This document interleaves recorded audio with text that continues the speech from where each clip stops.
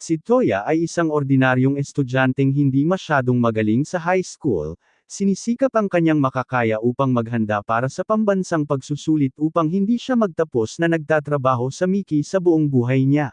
Pero habang sinisikap niyang magpakatutok at mag-aral, abala ang kanyang mga kaklase sa pagbibiro at pag-uusap tungkol sa sunod-sunod na pagpatay na nagaganap sa lungsod kamakailan.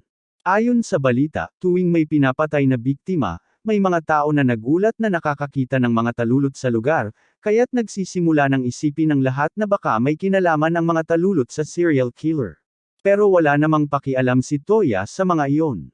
Pagkalipas ng ilang sandali, pumasok ang guro at humiling ng atensyon ng klase dahil nais niyang ipakilala ang isang bagong estudyante sa lahat.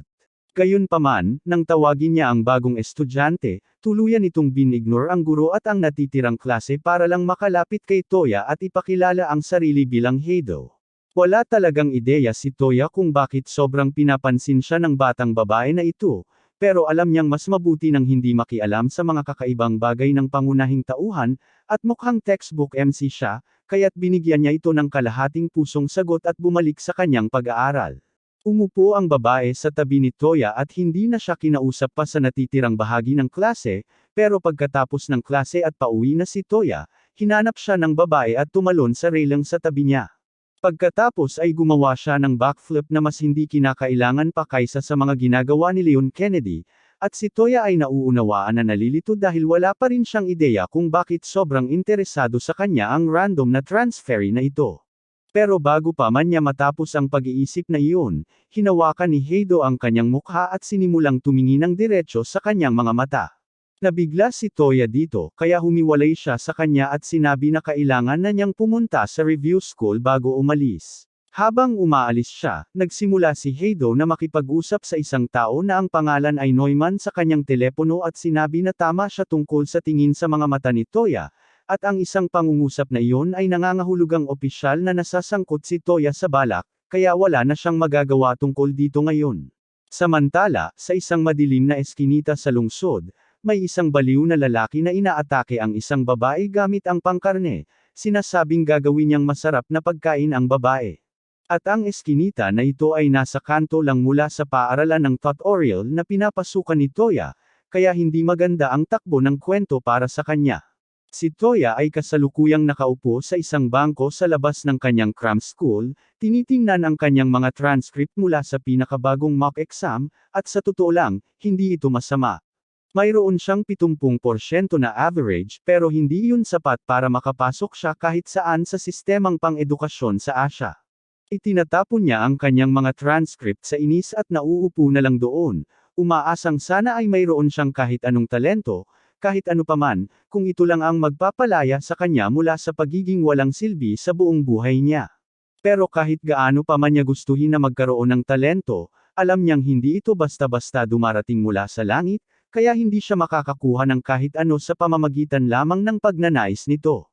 Sa parehong oras, malapit sa eskinita na iyon, tinawag ang dalawang pulis upang magsiyasat dahil may ilang tao na nagulat na nakarinig ng sigaw ng isang babae mula sa lugar na iyon, ngunit hanggang ngayon, wala pa silang natagpuan.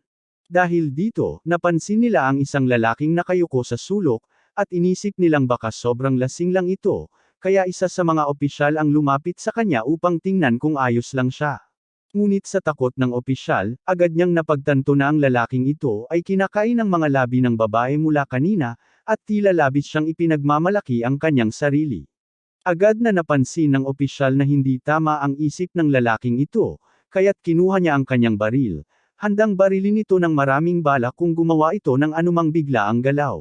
Ilang sandali ang lumipas, naglalakad pa uwi si Toya nang madaanan niya ang parehong eskinita, at ang unang nakita niya ay ang mga ulo ng dalawang opisyal na pinugutan na. Habang ang baliw na lalaki ay nakatayo roon at tumatawa ng malakas, tiyak na nahatak na si Toya sa plano. Dahil dito, biglang dumating si Heido mula sa wala, at nang makita ang ekspresyon sa mukha ni Toya, tinanong siya kung naiinggit siya ngayon. Sabi niya na kapag ang karamihan sa mga tao ay nakakita ng talento ng iba, nararamdaman nila ang isa sa tatlong emosyon, paghanga, takot, o inggit, at inaakala niyang ang isang tao tulad ni Toya, na labis na nagmamadali upang makakuha ng talento, ay tiyak na nakakaramdam ng matinding inggit ngayon. Nahihirapan pa ring maunawaan ni Toya ang buong sitwasyon at ang katotohanan na somehow ay alam ni Heido na nandito siya, ngunit bigla, napansin ng lalaki sina Toya at Heido, at tila may kaunting kasaysayan si Heido sa mga isda. Sabi niya, lahat ng ito ay dahil kay Heido na nagising ang kanyang talento, at talagang nagpapasalamat siya sa kanya, ngunit patunay ito ng kanyang baluktot na pakiramdam ng pasasalamat. Sabi niya, gagawin niyang karangalan na gawing susunod na pagkain siya. Pagkatapos, sumugod siya kay Heido at Toya, pero kahit na nakatingin siya sa kanila, nagawa pa ring mahawakan ni Heido si Toya at magtago sa likod ng isang haligi, bago pa man tumama ang kutsilyo ni Fish sa sahig. Ayon sa lahat ng mga prediksyon ni Newman, ang maliit na maneuver na iyon ay dahil sa kanyang mga computational predictions, ngunit pinaalalahanan ni Newman si Heido na kailangan niyang asikasuhin ito sa lalong madaling panahon, kaya ibinigay ni Heido ang kanyang telepono kay Toya at tinanong siya kung ano ang gagawin niya kung may isang bagay na makapagbibigay sa iyo ng mga talento ng iyong mga nakaraang buhay ng agad-agad. Mukhang pangarap na natupad para kay Toya, pero may kapalit. Ang item ay itong talent, at para makuha ang talento, kailangan mong mag-roleplay bilang isang depressed emo teenager, kaya hindi ito eksaktong ideal. Habang sa wakas ay natagpuan na ni Fish ang dalawa, biglang sinaksak ni Heido ang kanyang sariling leeg, na nag-activate ng kanyang talento sa nakaraang buhay bilang isang kunoichi. Habang ginagawa niya ito, napansin ni Toya ang mga talulot ng bulaklak na bumabagsak mula sa kanya, ngunit bago pa man siya makapagtanong tungkol dito, inatake siya ng isda, kaya napilitan si Heido na ipagtanggol ang sarili gamit ang kanyang mga espada. Habang nagaganap ang laban, kinausap ni Newman si Toya sa telepono at ipinaliwanag sa kanya na sa pamamagitan ng sangay ng muling pagsilang, maaaring makuha ang mga talento mula sa kanilang mga nakaraang buhay, at ang mga nakamit na ang muling pagsilang ay tinatawag na mga returner. Bilang mga returner, parehong kayang gumawa ng mga gawaing higit pa sa tao sina Fish at Heido, na halata na, pero wala pang ideya si Toya kung ano ang koneksyon ng mga talulot, kaya ipinagpatuloy ni Newman ang kanyang paliwanag.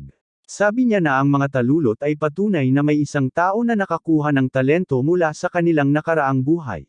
Kahit ang pinakamahuhusay na henyo ay namamatay din sa huli, at kapag nangyari iyon, binibigyan sila ng bagong buhay, ngunit sa pamamagitan ng muling pagsilang, posible para sa kanila na ma-access ang kanilang mga nakaraang kasanayan. Pero hindi dahil may talento ang isang tao sa kanilang nakaraang buhay ay mabuti na silang tao, kaya nagkakaroon tayo ng mga tao tulad ni Fish. Parehong mabuti at masama ay may kakayahang gisingin ang kanilang talento sa nakaraang buhay, ngunit may posibilidad din na isa kang walang talento sa iyong nakaraang buhay, sa kasong iyon, ang pagtatangkang muling isilang ay tiyak na papatay sa iyo. Ibig sabihin nito na kung susubukan ni Toya gamitin ang bagay na iyon, may magandang pagkakataon na maaari siyang mamatay, kaya tinanong siya ni Newman kung kasing desperado pa rin ba siyang gisingin ang isang talento. Inaasahan niyang matatakot si Toya at tatanggihan ito, pero lumalabas na labis niyang minamaliit kung gaano siya kabaliw. Samantala, patuloy pa rin ang laban ni Heido kay Fish, at sinabi ni Fish na siya'y nadidismaya dahil para sa isang taong inaasahang may talento ng isang maalamat na mandirigma, napakababa ng kanyang mga kakayahan.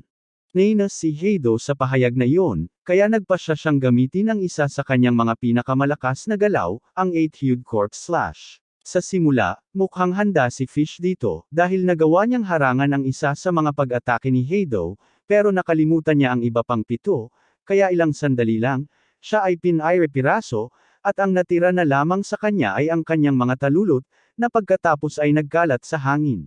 Pagkatapos makumpirma ni Heido na patay na si Fish, bumalik siya upang kunin ang kanyang espada, ngunit napansin niyang wala na si Toya.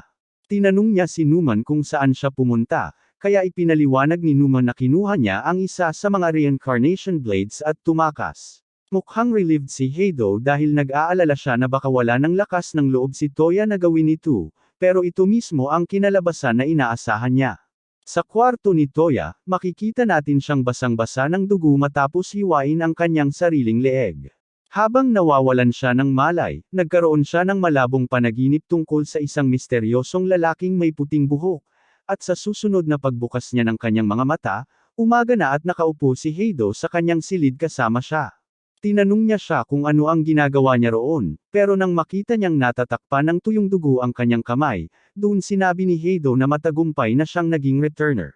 Pero nagmumura at umuungol siya ng marami habang natutulog, kaya tinanong siya ni Heido kung ano yon. Pagkalipas ng kaunti, nakaupo sina Heido at Toya sa isang bangko sa parke, at ipinaliwanag ni Toya na dati siyang may nakatatandang kapatid na magaling sa lahat ng bagay. Lahat ay lumalapit sa kanya dahil siya ay isang henyo na may maliwanag na hinaharap, habang si Toya ay iniwan na walang pansin dahil siya ay labis na karaniwan. Lahat ng ginawa niya ay ikinumpara sa pambihirang pagganap ni Seiya, at dahil lang hindi nanalo si Toya ng gintong medalya sa isang takbuhan noong 6 na taong gulang siya, tinawag siya ng kanyang ama na isang pagkabigo. Mula noon, desperado si Toya na makamit ang pamantayang itinakda ni Seiya, ngunit sa kabila ng lahat ng talento ni Seiya, parang nag-roll siya ng not 1 sa kanyang health stat, kaya siya ay nagkasakit at namatay. Pinagsabihan si Toya ng kanyang mga magulang sa pagkamatay ni Seiya sa hindi malamang dahilan, at nagresulta ito sa kanyang pagpapaalis sa bahay, kaya't sinubukan niyang maghiganti sa pamamagitan ng pagkakaroon ng sariling talento upang patunayan silang mali.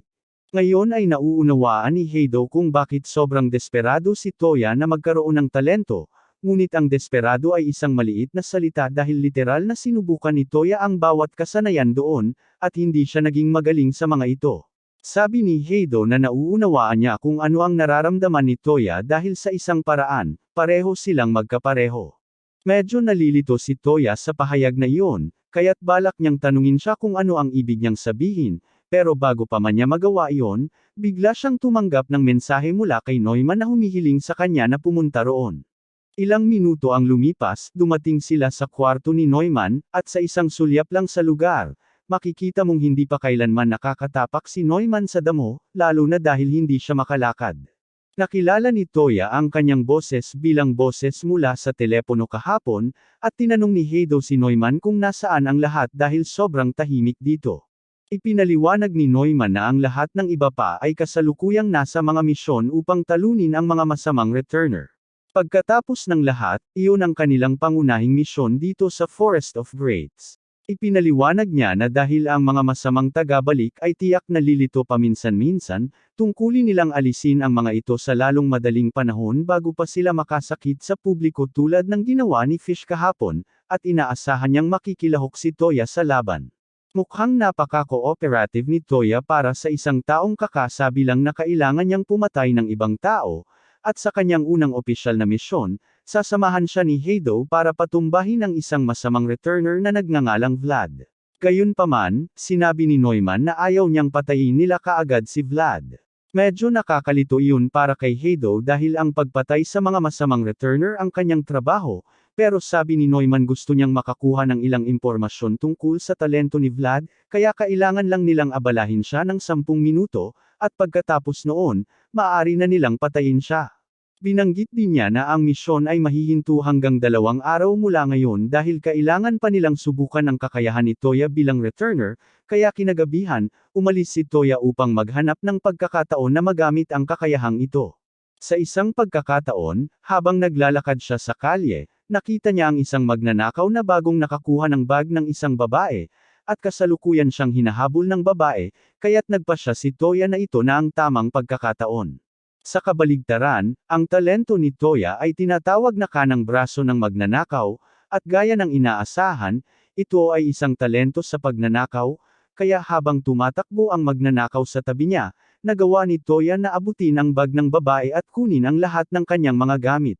Tumakbo na ang magnanakaw, na hindi alam na wala ng laman ang bag, at nang maabot ng babae si Toya, sinigawan niya ito dahil hindi niya pinigilan ang magnanakaw nang may pagkakataon siya. Ngunit sinabi ni Toya na huwag mag-alala dahil nakuha na niya ang lahat ng gamit mula sa bag. Ang babae ay nagpapasalamat sa kanyang tulong sa simula, pero nang maalala niyang isang Birkin bag ang ninakaw, at ang bag mismo ay mas mahalaga kaysa sa kanyang mga gamit, nagpatuloy siya sa paghabol sa magnanakaw. Ang kakayahan ni Toya ay may epektibong saklaw na 70 sentimetro, na isang malaking hadlang dahil wala itong halatang kakayahan sa labanan, ngunit kung makakapasok si Toya sa saklaw upang ma-activate ang kanyang talento, nagagawa niyang labagin ang mga batas ng pisika upang nakawin ang anumang bagay na mahawakan niya, kahit na may mga pisikal na hadlang. At ang bisa nito ay hindi lamang limitado sa mga bagay, dahil sa maikling sandaling iyon, nagagawa ring nakawin ni Toya ang dugo mula sa mga ugat ng magnanakaw, kaya siya ay kasalukuyang nakahandusay sa sahig. Sa lahat ng palatandaan, ito ay isang kapangyarihan na tila masama, ngunit basta't hindi ito ginagamit ni Toya para sa masamang layunin, wala namang problema. Sinasabi ko nga, hindi naman yun isang returner, isa lang siyang karaniwang magnanakaw, kaya parang sobrang labis naman ang parusang kamatayan para sa pagnanakaw ng isang pitaka. 2 araw ang lumipas, oras na para sa misyon na alisin si Vlad, kaya't pumunta sina Heido at Toya sa gubat upang labanan siya. Kailangang lumayo ni Toya, habang si Heido ang nangunguna dahil wala siyang gaanong karanasan sa laban. Ang paunang layunin dito ay panatilihing abala si Vlad sa loob ng 10 minuto upang makakuha ng impormasyon si Neumann tungkol sa kanya, ngunit ang kanyang talento ay nagbibigay daan sa kanya na lumikha ng walang katapusang matatalim na tinak mula sa lupa, at iyon ay nagpapahirap kay Heido na manatiling ligtas habang nakikipaglaban sa kanya, kaya sa huli ay natusok siya sa balikat ni Vlad. Si Heido ay bumagsak na dito, kaya kahit na malapit nang matapos ang 10 minuto, sumuko na si Neumann sa pagkuha ng impormasyon kay Vlad at sinabi kay Toya na umalis na bago siya mapatay din, pero hindi komportable si Toya na iwan si Heido na mamatay sa ganitong sitwasyon. Vlad ay malapit nang tapusin si Heido nang bigla na lang may isang braso na pumasok sa kanyang dibdib, na nagulat siya dahil dapat ay may pader na bato sa likod niya. Lumabas na ginamit ni Toya ang pader ng bato bilang takip upang maabot ang katawan ni Vlad, at inisip ni Vlad na nais nitong nakawin ang kanyang puso, ngunit dahil hindi pa siya sanay sa kanyang kakayahan, hindi niya ito nataman at nauwi sa wala. Binansagan ni Vlad si Toya dahil nabigo siya sa isang malinaw na pagkakataon para sa tagumpay, at dahil sa mga pangyayari, walang paraan na matatalo siya ni Vlad ngayon na alam na niya kung ano ang kanyang kakayahan, kaya't halos tiyak na talo na sina Toya at Heido. Gayunpaman, sa mga sandaling iyon, isang madilim na aura ang pumuno sa hangin, at isang malakas na tinig ang nag-utos kay Vlad na umatras kaagad. Sinubukan ni Vlad na sabihin sa kanyang boss na malapit na niyang tapusin ang mga batang ito, ngunit malinaw na sinabi ng kanyang boss na kailangan ng umatras ni Vlad agad, kaya nag-atubiling tumakbo siya palayo, iniiwan sina Heido at Toya na buhay. Mamaya, si Toya ay nakatayo mag-isa sa tabi ng isang tulay nang bigla siyang cornerin ni Vlad.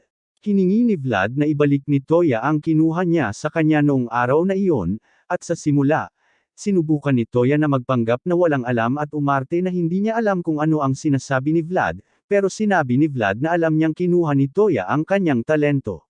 Noong inatake ni Toya si Vlad, ang target niya ay ang talento ni Vlad mula pa noon. At ang katotohanan na nagpunta si Vlad dito ng mag-isa upang subukang bawiin ito ay nangangahulugang hindi niya ito sinabi kaninuman, na perpekto para kay Toya dahil gusto niyang itago ang kanyang kakayahang magnakaw ng mga talento, at upang matiyak na mananatiling lihim ito, inactivate niya ang kanyang nakaw na kakayahan at tinaga si Vlad gamit ang kanyang sariling mga spikes. Si Toya ay hindi isang bayani, at wala siyang interes sa pagprotekta sa sangkatauhan. Ang tanging mahalaga sa kanya ay makakuha ng maraming talento hanggat maaari, mabuti man o masama, para maging pinakatalentadong tao sa planeta, at hindi niya hahayaang may sinuman na humadlang sa kanya.